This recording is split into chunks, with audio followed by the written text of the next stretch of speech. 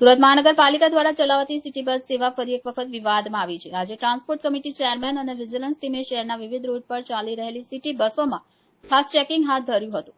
Checking દરમિયાન કેટલાક conductor અને ડ્રાઈવરો મુસાફરો પાસેથી પૈસા લઈ ટિકિટ ન આપતા પકડાયા હતા।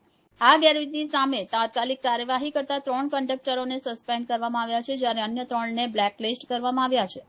વિજિલન્સ ટીમ દ્વારા હાથ ધરાયેલા આ ચેકિંગમાં માલુમ પડ્યું કે કેટલાક રૂટ્સ પર કંડક્ટર મુસાફરો પાસેથી રોકડી રકમ લઈ રહ્યા છે, પરંતુ તેમને ટિકિટ આપી રહ્યા નથી।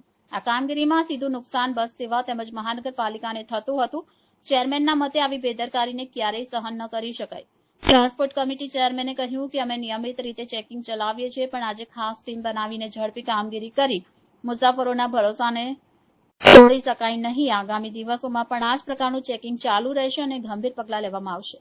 વિજિલન્સ ટીમના જણાવ્યા મુજબ જો કંડક્ટર ટિકિટ આપ્યા વિના પૈસા લેતા હશે તો તે સીધું ભ્રષ્ટાચાર ગણાશે અને આવા કર્મચારીઓને સખતમાં સખત સજા મળશે।